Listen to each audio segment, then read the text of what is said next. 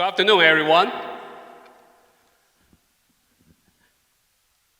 It's my honor to be here today to see so many Chinese, Americans, and also so many villagers, members join here today to talk about very, very important issue, how to end the CCP. But before we take action to end the CCP, we need to understand what exactly CCP is and also what kind of threat that it brings to us. So first, I talk a little bit about my own experience. So 33 years ago, I was just a college student, and I became an eyewitness for a massacre. And I witnessed the tank from People's Liberation Army roll over students' head. This happened in Tiananmen Square, 1989. So since then, I have no doubt, even though at a young age, that the Chinese Communist Party is a brutal, totally corrupt government. However, the brutalities never stop in China. Now you can see the Chinese government is waging total wars against all kinds of religions. They persecute Falun Gongs, Tibetans, Uyghurs, underground Christians, right? The list just goes on. And anyone who doesn't follow communist ideology probably will be sent into labor camps, re-educated, or they call it professional training. And in the past, just over a few decades, more than 80 million of Chinese people died in the waves of political movements through all kinds of torture, mass starvations, rape, torture, and also government-sanctioned industrial-scale organ harvesting, and also genocides. So the evilness of the Communist Party also followed the movement, followed the advancement of technologies. Now the devil is using the modern technology to build nationwide surveillance systems, integrated with social credit systems, digital currencies, powered by big data and quantum computers, to establish a digital totalitarianism systems that control every aspect of Chinese people's life. The CCP does not represent the Chinese people, but they are actually enslaving the Chinese people in this way. Meanwhile, the Chinese Communist Party's aggression does not stop at the border of China. Any regime that treats their own people badly, how can they treat other people fairly? Do you think the CCP will really treat American people friendly? And as ordinary American people, we quite often think China is far, far away, and Chinese people's suffering seems to be so far away.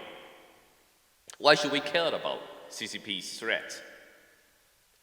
Well, know thy enemy. This is very important. We should never underestimate the evilness of the Communist Party. After the collapse of the Soviet Union, under Deng Xiaoping's leadership, the CCP adopted the hide and bite strategies for decades. They patiently seeking the West's help in building up the China's power by concealing CCP's true and malign intentions.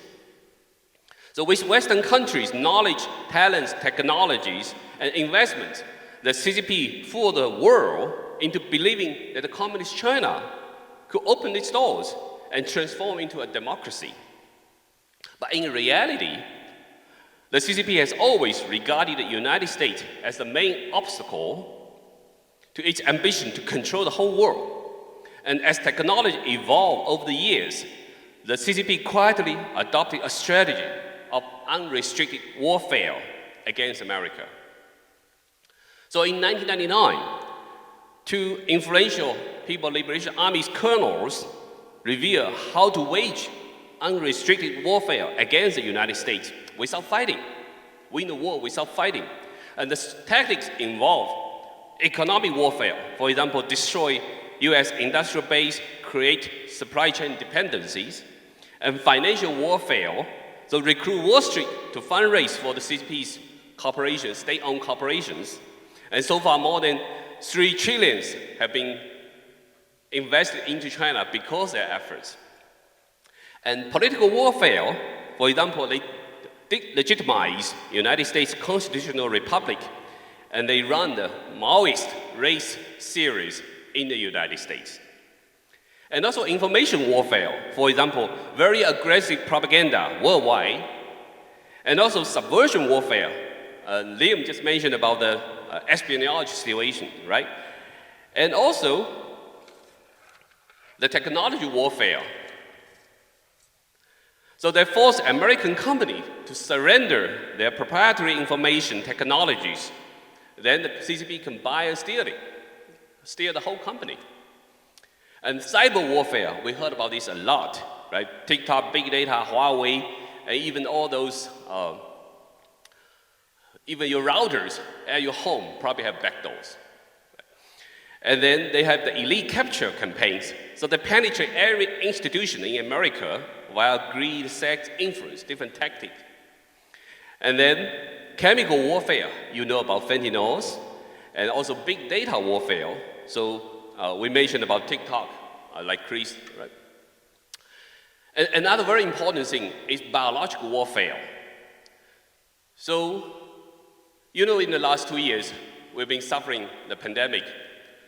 Of course, scientifically, it's impossible to get evidence because China don't collaborate with the investigation. We don't know the true origin of the virus.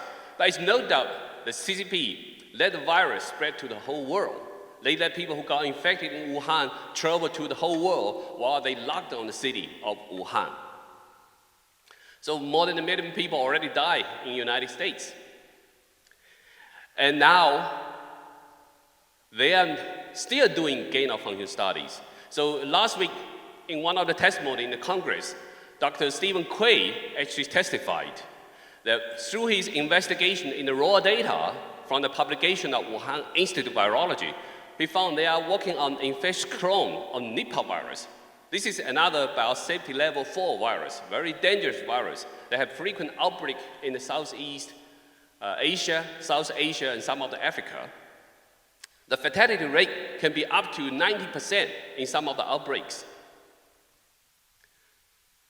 So CCP is very aggressive on biological weapon development. The CCP, People Liberation Army, even established a biosafety level 4 lab with Pakistan's army. Can you imagine it? There's no famous research institute in Pakistan on any infectious disease.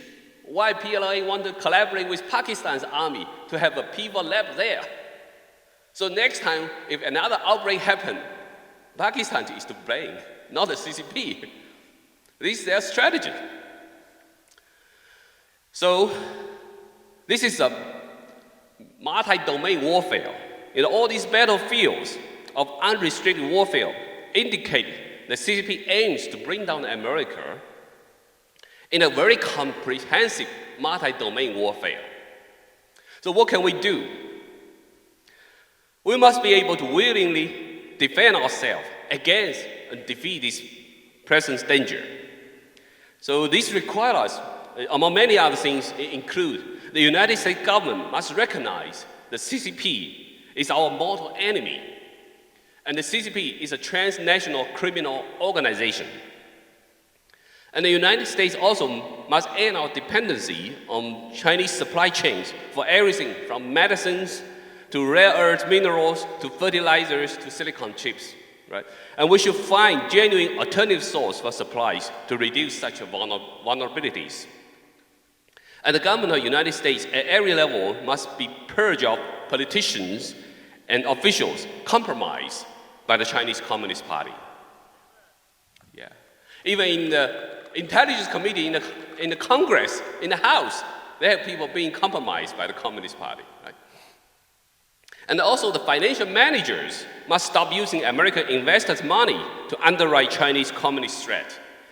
As a veteran, I know even the TSA, the street safety program for the veterans, actually have investment into companies owned by the Chinese government, developing weapons against the American.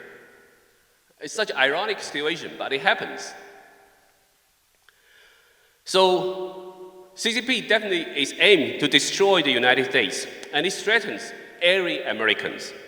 So now is election season, and I hope everyone here, we can take actions. We can talk to different candidates from any political parties. This is a non-partisan priority for everyone. We can talk to the candidates to explicitly seek a mandate to address the CCP's threat and make clear that elected officials will be held accountable for doing that. So if our enemy is waging an unconventional war against us, if we still think CCP is just a competitor or collaborator, we will lose the war. So hopefully my speech gives you a general picture of what kind of threat the CCP is bringing to us. And I want to thank the Mount Hope Chinese Association for organizing this important rally. I also want to echo Liam's comment that this rally should be held everywhere in America. Thank you very much.